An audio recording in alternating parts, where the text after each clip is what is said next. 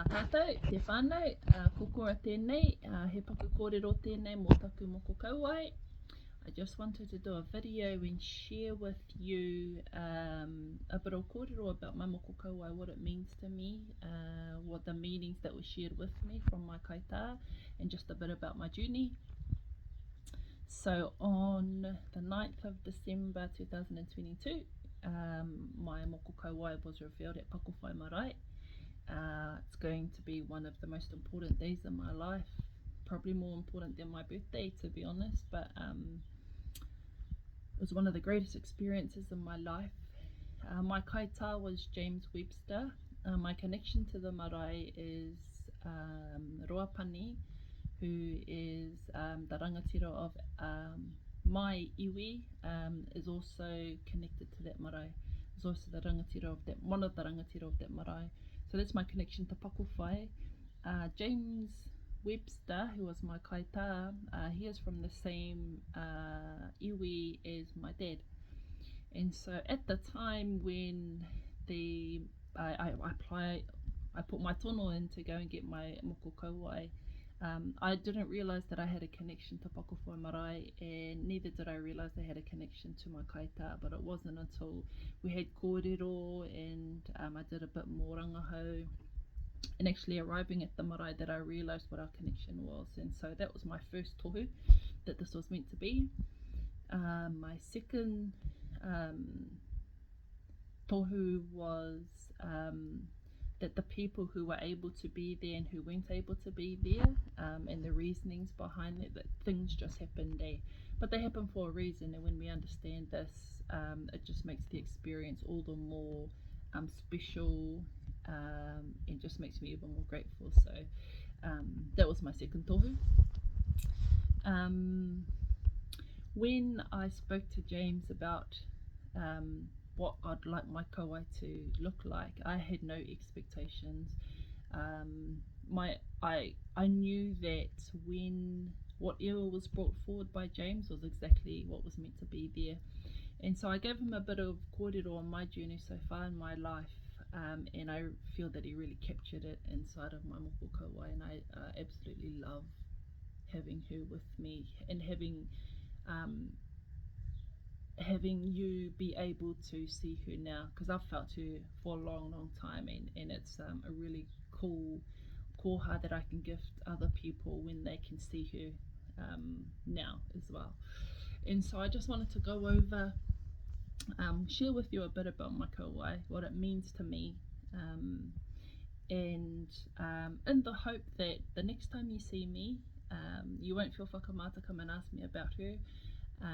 I've had heaps of gazes, heaps of people looking at me like, oh, I want to know about that, but I don't want to ask her because I don't know her.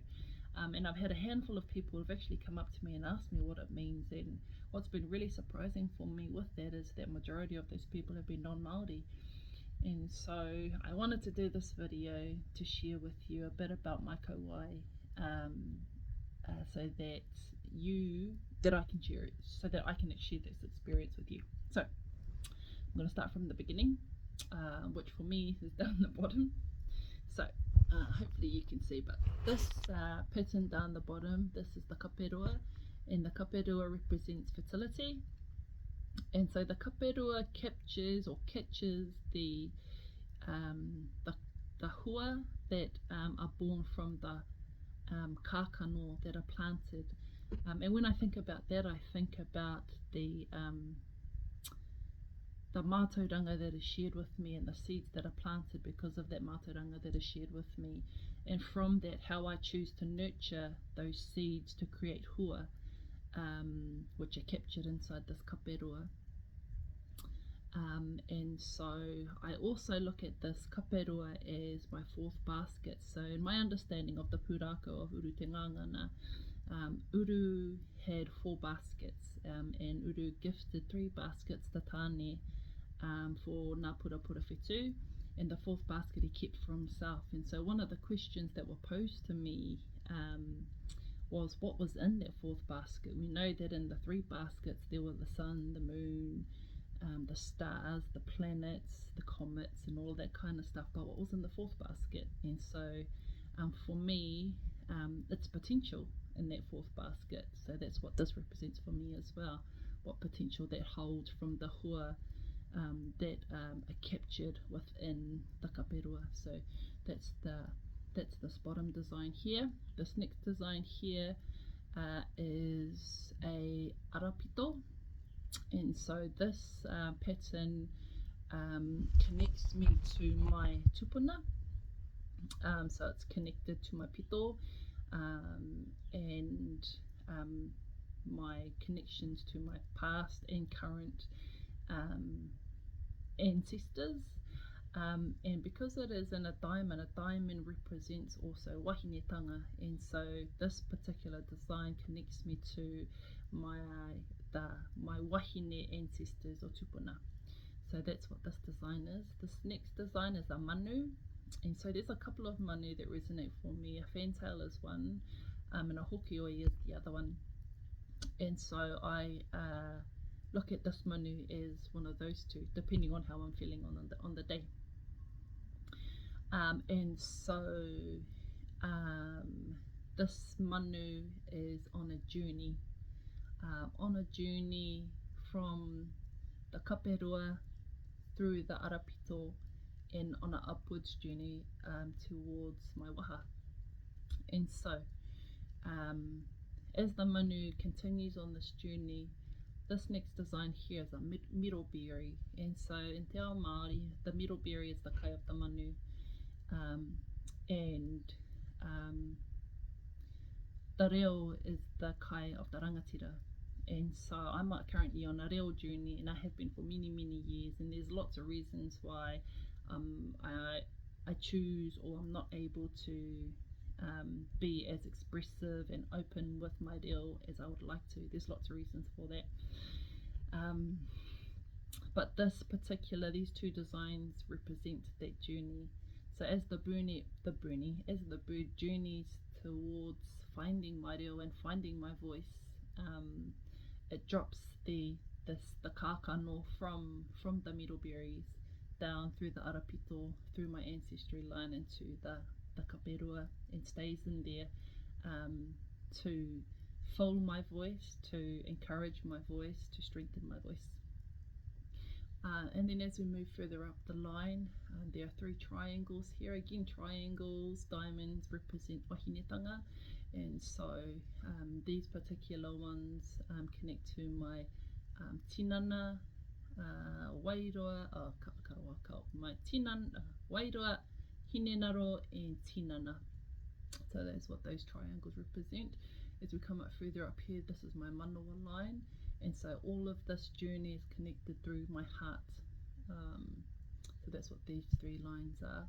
And then as we come up a bit further onto my chin, so this is a mangopare, and the mangopare is facing upwards. And so my understanding, that signifies that I'm the eldest in my whānau. So that's the mangopare. And then these koru here represents my support from my whānau, and these koru here also represent my support that I have and the support networks that I have as I find my journey, as I find my reo, as I find my voice, as I step into my wahinetanga. So that's the kōrero about my Moko Kauae. I love having her with me visually, being able to see her. I felt her for many years, for a long time, but I'm so grateful that she's with me now. So that's my Moko Kauae. I don't have an ingoa for her at the moment. Nothing's come to me at the moment, and I'm not sure that I will give her an ingoa, but at this point I'm just still exploring our journey together, what it's going to look like for us in the future, how we're going to navigate those spaces, and just really enjoying being in her presence. So next time you see me whānau, don't feel whakamā to come up and have a kōrero to me. I'm really open to hearing other people's interpretations as well, and how they see this, how they see my kauae in terms of how they know and understand me, because that all informs my understandings and plants those seeds, so that hua are created from those seeds, and that they are safely stored away in the kapero until I find a time when I need them. So don't feel whakamawha, no mai haere mai. Ai, koe ngā, haere ora.